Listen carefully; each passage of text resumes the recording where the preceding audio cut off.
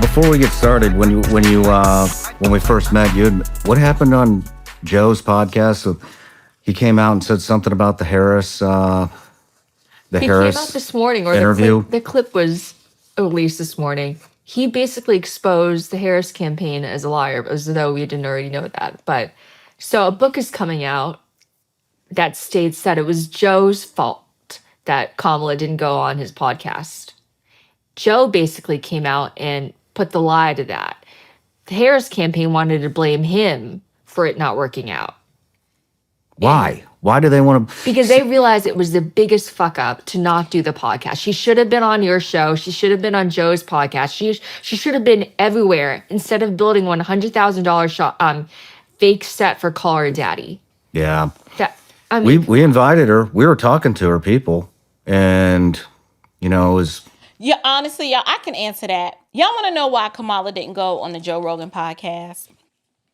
Kamala didn't go on the Joe Rogan podcast is because she is inept. She isn't capable of sitting down and having an authentic and genuine discussion in her capacity as when she was VP or running for president. Here's what I'm not saying. I'm not saying that Kamala can't sit down as your sister girl and shoot the breeze and talk about, weed, hoes, and rappers. That's not what I'm saying. She seemed real comfortable in that space.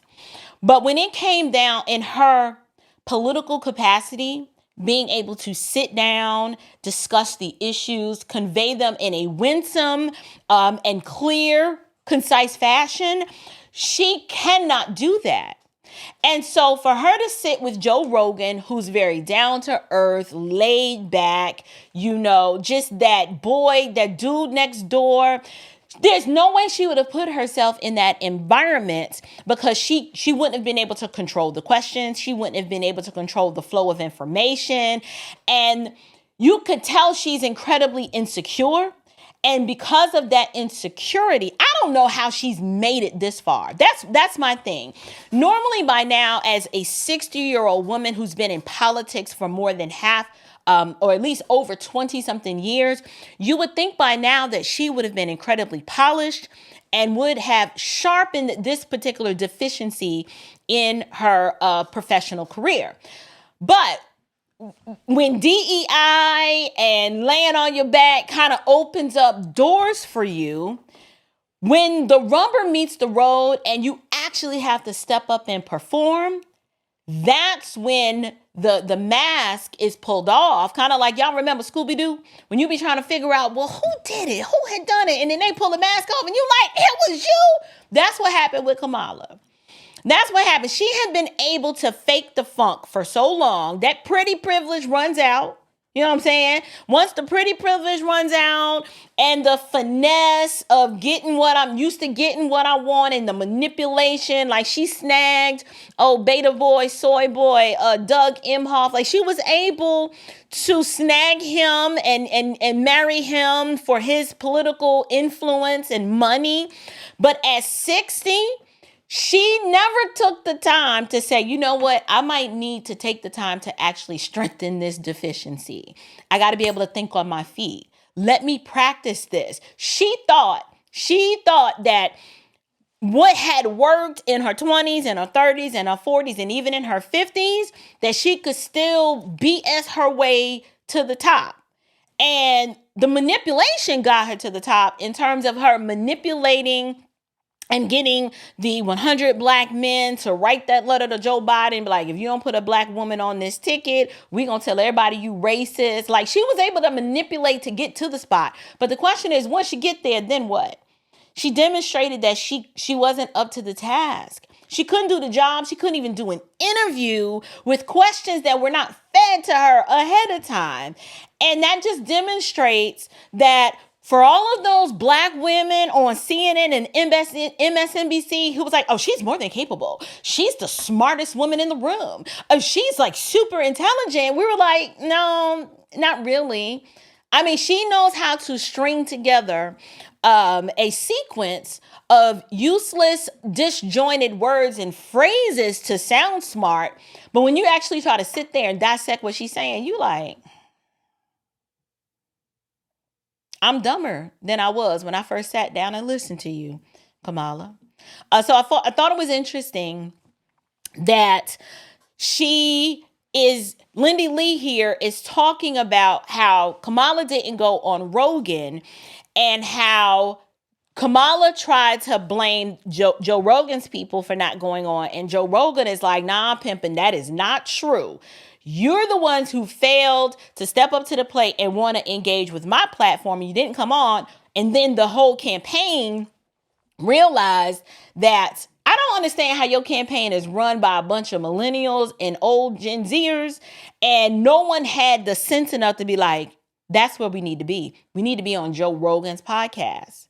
Why didn't we do that? And the last statement that I allowed Lindy to say before she drops an F-bomb or two, okay, just pray and move on, okay? Don't obsess about it. I can't control what come out of these people's mouths.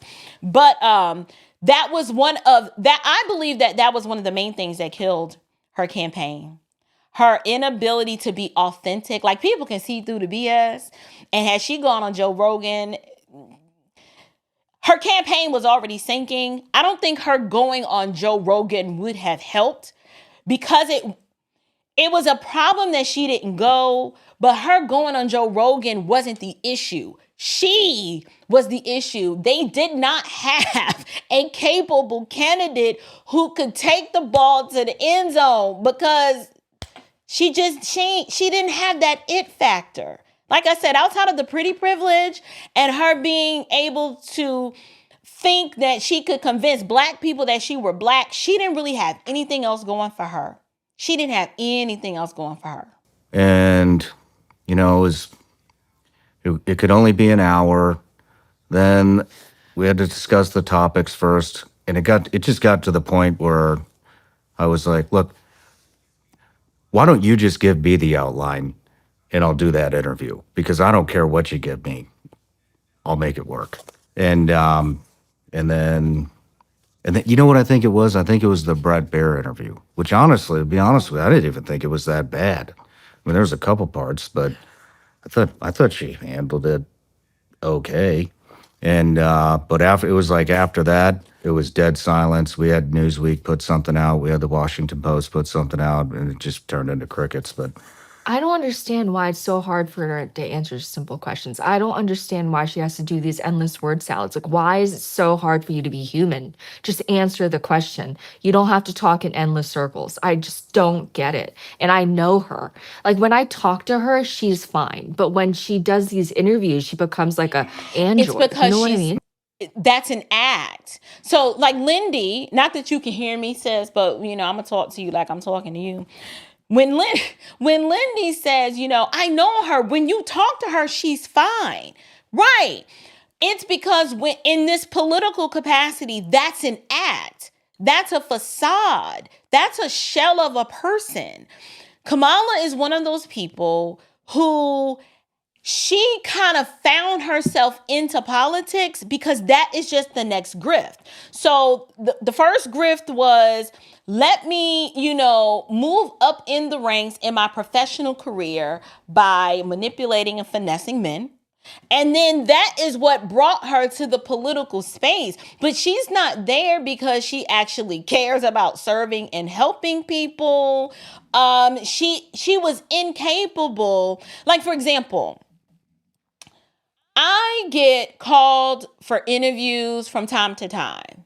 And a lot of times these interviews these platforms do not give you a heads up, or the 24 hours is gracious. Sometimes they call you the day of, hey, can you weigh in on this particular topic?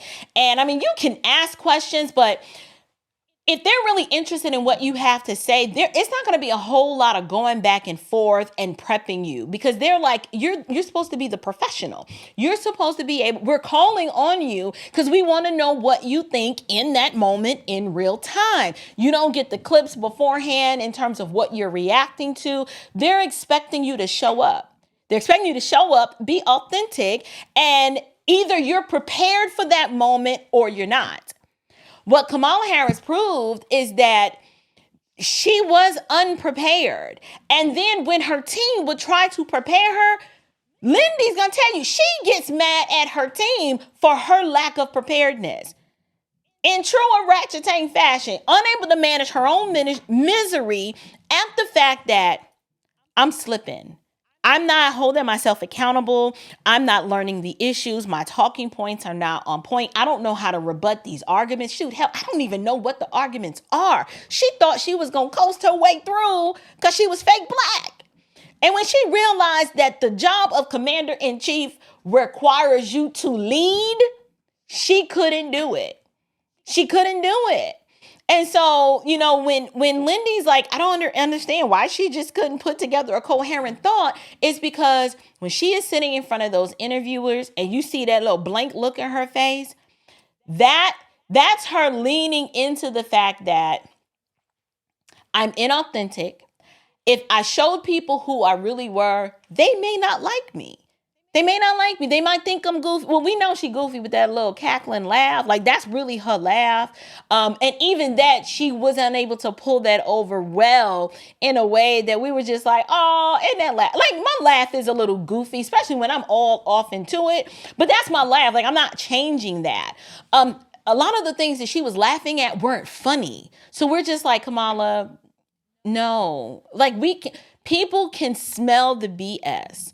And Gen Z and alphas, like my kids, without us having a policy discussion about Kamala Harris, my kids instantly did not like her. They were just like, what is she saying? Why is she laughing like that? The joke, where was the joke? It wasn't even funny. Like my youngest are 13 and they were just like, something's wrong with her, mommy. I was like, yeah, you're right. It is. They could see it. Like kids can sense a genuineness from a person. And with Kamala, it was just an act. Like, Sean, you're talking to me like a real full-blooded person. Why can't she just be that? You know, we don't want a rehearsed, we don't want a caricature as president. We want a human being that we can relate to. Why do you think she can't? Do you think she's intimidated? Do you think... There are several explanations. Some people say that she's just not that intelligent. It could be. Maybe she can't think on her feet. Maybe she relies on, talking points. But I had friends on her staff who tell me that she would get pissed at them for her own lack of preparation. Like, she would yell and she would get frustrated at them for her own inability to read the talking points and to internalize them. It's just... I don't know. So we do need to move on because our time is short, but I'm trying to understand how it is that with this emphasis on the border, the numbers of crossings quadrupled under the first 3 years of the Biden-Harris administration. How did that happen? There are a variety of factors that relate to what we have seen globally and what we are not immune from at our own border in terms of what we have seen in terms of surge of immigration and irregular migration. Okay. And there are solutions at hand, but we've got to have leaders who are solution-oriented, which we've been and are, and I am going forward, instead of leaders who want to make it a problem they can run on. No. She definitely didn't seem quick on her feet, but I would still love to interview her. And I'm glad Joe, Y'all.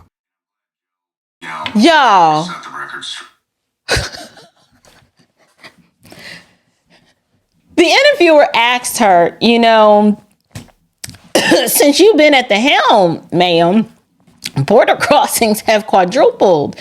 I mean, the man was asking a very straightforward question and he wanted an answer and he got word salad. Like, she actually said that there are factors. She didn't name what these factors are. These external factors all over the world globally that are impacting this. And what we need are leaders. We're like, ma'am, you're the leader. You're second in command. What other leaders are we supposed to look to? You are supposed to be able to show up and answer this question. Now, I don't want to give Democrats any ammunition on how to be deceptive and lie better. But she could have, like, off the top of my head, if I were a Democrat and I was trying to obfuscate, the fact that I opened up the border and told these people to come in, she could have said something like, immigration is very important, to our economic development as a country. And we think that it is incredibly important for us to welcome the best and brightest of those who wish to come here. Right now, we're dealing with a crisis of too many individuals who want to stab at the American dream. And what we need to do is put some mechanisms in place to slow down the flow of immigrants and come up with a plan to patriate these individuals and to help them acclimate to American society. Like, that's a way of saying, I opened up the border. We did it on purpose. Our plan is to actually make these people citizens, but we're not going to tell you how to do that, but that we working on it. But at least it kind of takes ownership of the situation, that we are fully aware of what's going on at the border. It kind of admits that it's your fault, but it flips that negative into a positive. And by the time you're I think her plan is, by the time I finish answering this question, that you forget what the question was. Like, you as the interviewer, you don't even remember what I asked. You don't remember what was asked. And so when she said, we need leaders who are going to be solution oriented and not exploit the problem as she kind of said, like, exploit the problem for something. I don't know exactly how she worded it because it was word salad. What it does is it demonstrates the lack of self-awareness. How is this your answer? First of all, how many times has Kamala been asked about the border and she still did not have a Trump-type, pardon the pun, a Trump-type answer on how to respond to this?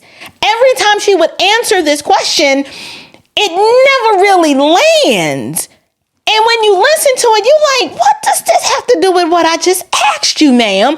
And he should have pushed it like, okay, you've said a lot. But let's bring it home. Cam. Crossings have quadrupled. Can you explain to me why that is specifically? I'm not interested, right, in the factors, the external ones. What's going on internally that is permitting all of these people from coming in? And I need you to answer this without mentioning Trump. Go. Like, that's all he had to do. But she can't do that. And whoever was prepping her, like, these people are museum grade morons. These are some morons that were in charge, because there's no way that late in the campaign that Kamala should not been prepared to answer that, even if it was a BS answer. I don't know about y'all, but I think my answer was way more substantive than hers. And it was a straight B up answer. Like, I BS that off the top of my head. But at least it did two things. It would have deceived other Democrats long enough to be like, no. She took responsibility, right? She said she's aware of the problem and that it serves a purpose and that there is a plan. And the plan is to make these people, patriate them and naturalize them eventually. And we're waiting for her to expound on how that's going to happen. It's a BS answer, but at least, honestly, if she had led with maybe that, it would have took a lot of pressure off of the media to kind of keep asking her that question, because they're like, she's already answered this. But every time she was asked that question, she never came with anything of substance. Thank you so much for tuning into this episode of the Standard of Truth podcast. If you've enjoyed today's conversation, don't forget to check out the Standard Home and Living lifestyle store at standardhomeandliving.com. We've got everything from book studies, journals, and even podcast merch, so you can take a piece of this conversation with you wherever you go. And of course, be sure to follow me on Facebook, X, Instagram, and TikTok for more updates, behind the scenes, and daily insights. You can also stay connected at thestandardofTruthpodcast.com, where you'll find all the latest news and events, including live events coming to a town near you. Thank you guys so much for joining me today. Until next time, keep standing firm in the truth. Grace and peace.